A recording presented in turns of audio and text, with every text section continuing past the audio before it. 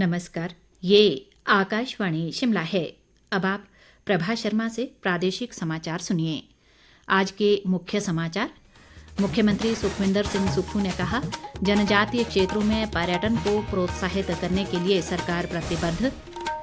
केंद्रीय मंत्री अनुराग ठाकुर द्वारा हमीरपुर संसदीय क्षेत्र के विद्यार्थियों के लिए शुरू की गई सांसद भारत दर्शन यात्रा का दूसरा चरण शुरू।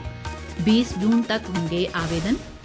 लोक निर्माण मंत्री विक्रमादित्य सिंह ने सड़कों के विकास व सुधार के लिए CRIF के तहत 500 करोड़ रुपए देने का केंद्र से किया आग्रह।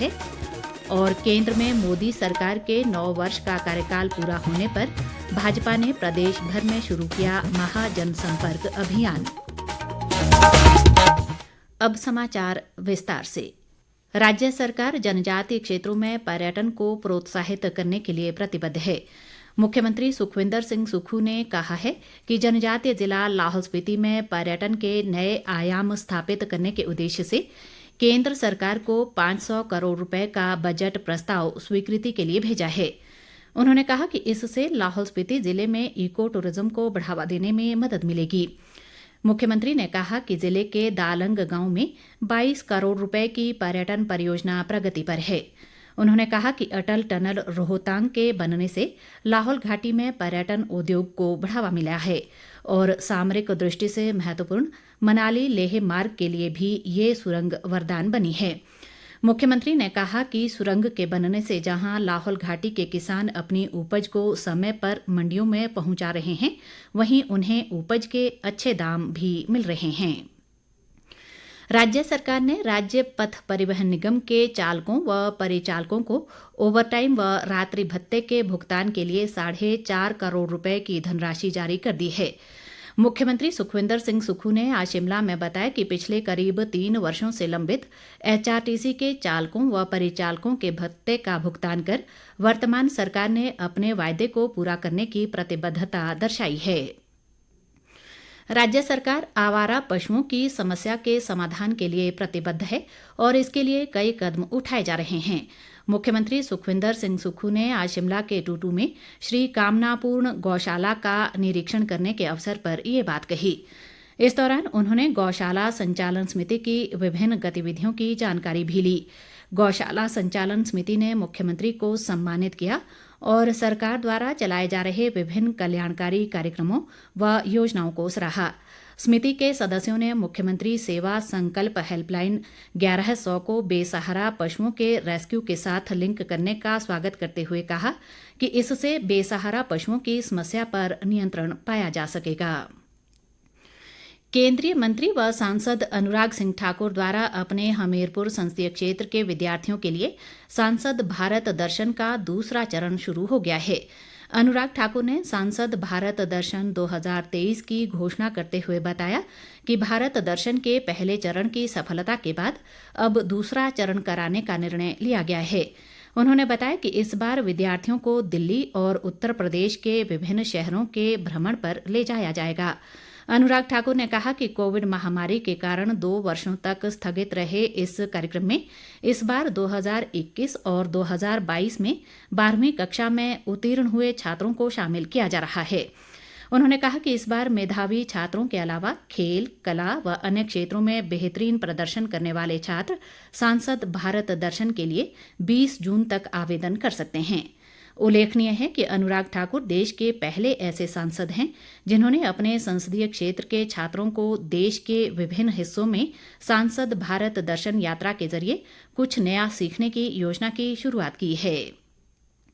राज्यपाल शिव प्रताप शुक्ल ने कहा है कि रेड क्रॉस की गतिविधियों को सुदृढ़ करने के लिए सभी को अपनी भागीदारी सुनिश्चित करनी चाहिए और अधिक से अधिक लोगों को इससे जोड़ना चाहिए। वे आज शिमला के ऐतिहासिक रिज मैदान में राज्य रेड क्रॉस अस्पताल कल्याण शाखा द्वारा आयोजित वार्षिक रेड क्रॉस मेले के शुभारंभ अवसर पर बोल रहे थे।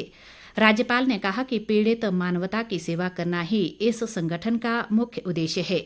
उन्होंने लोगों से रेड क्रॉस निधि में उदारतापूर्वक योगदान देने का आग्रह किया। उप मुख्यमंत्री मुकेश अग्निहोत्री ने कहा है कि केंद्र सरकार ने 15 साल तक के सरकारी वाहनों को चलाने पर रोक लगा दी है।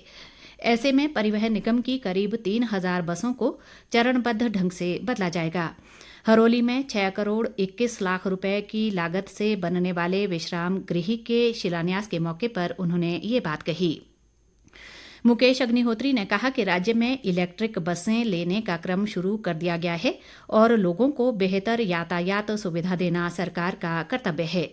उप मुख्यमंत्री ने कहा कि हिमाचल के हितों की आवाज़ केंद्र सरकार के समक्ष उठाई गई और प्रदेश के विभिन्न हिस्सों में 16 रोपवे बनाए जाने का प्रस्ताव केंद्र को सौंपा गया है।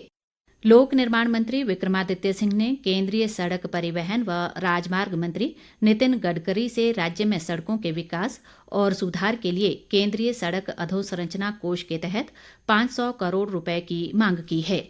नई दिल्ली में केंद्रीय मंत्री से भेंट के दौरान विक्रमादित्य सिंह ने राज्य में भारतमाला परियोजना के तहत सैद्धांतिक रूप से स्वीकृत 1,254 किलोमीटर लंबी 9 सड़कों के प्रस्ताव को राष्ट्रीय राजमार्ग घोषित करने का आग्रह भी किया।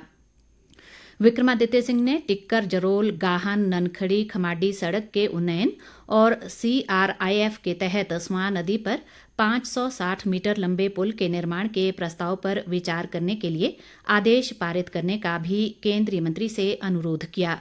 उन्होंने राज्य लोक निर्माण विभाग के राष्ट्रीय राजमार्ग विंग को सुदृढ़ करने पर भी चर्चा की। केंद्रीय मंत्री नितिन गडकरी ने लंबित परियोजनाओं को समय पर पूरा करने के लिए हर संभव सहायता देने का आश्वासन दिया।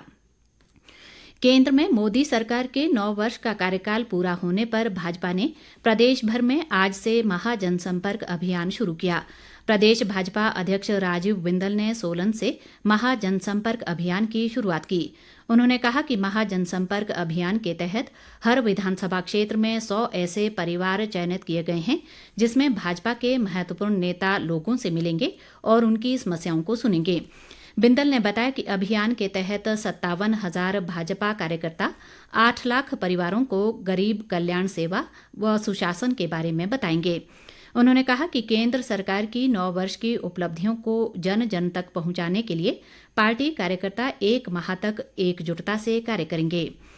इधर शिमला में सांसद सुरेश कश्यप ने CTO चौक से अभियान की शुरुआत की। इस अवसर पर उन्होंने कहा कि प्रधानमंत्री नरेंद्र मोदी के नेतृत्व में देश तेजी से प्रगति कर रहा है। सुरेश कश्यप ने कहा कि केंद्र सरकार ने सहकारिता क्षेत्र में विश्व की सबसे बड़ी अन्न भंडार योजना को मंजूरी दे दी है, जिस पर करीब 1 लाख करोड़ रुपए खर्च किए जाएंगे और प्रत्येक प्रखंड में 2,000 टन क्षमता के गोदाम बनाए जाएंगे। इस बीच भाजपा के वरिष्ठ नेता व पूर्व मुख्यमंत्री प्रोफेसर प्रेम कुमार धूमल ने हमीरपुर जिला में विभिन्न स्थानों पर समाज के बुद्धिजीवी वर्ग के साथ पार्टी के महाजनसंपर्क अभियान की शुरुआत की। इस अवसर पर उन्होंने कहा कि केंद्र की मोदी सरकार ने देश को विश्व की 5वीं बड़ी आर्थिक ताकत बनाया है। धूमल ने कहा कि आज मोदी सरकार के कार्यकाल में भारत की GDP दर 6.1% है, जो अमेरिका की 2% और चाइना की लगभग 5% से कहीं अधिक है। उन्होंने कहा कि मोदी सरकार में देश सुरक्षित है और देश की सीमाएं भी सुरक्षित हुई हैं। धूमल ने कहा कि भारत में आर्थिक क्षेत्र सहित सड़कों, रेल मार्ग और हवाई यातायात के क्षेत्र में भी अभूतपूर्व विकास हुआ है। इस दौरान उन्होंने केंद्र सरकार की विभिन्न कल्याणकारी योजनाओं का उल्लेख भी किया। राजस्व व जनजातीय विकास मंत्री जगत सिंह नेगी ने कहा है कि राज्य सरकार जनजातीय जिलों के समग्र विकास के लिए तत्परता से कार्य कर रही है। किन्नौर जिले के थेमगरंग में सामुदायिक भवन और देवराकंडा में पैदल पुल के शिलान्यास करने के बाद लोगों को संबोधित करते हुए उन्होंने ये बात कही। जगत सिंह नेगी ने कहा कि राज्य सरकार चुनाव के दौरान किए गए वायदों को चरणबद्ध तरीके से पूरा कर रही है। शिक्षा मंत्री रोहित ठाकुर ने शिमला जिला के जुब्बल उपमंडल में गिल्टाड़ी क्वाटा संपर्क मार्ग पर बने पुल की आज आधारशिला रखी।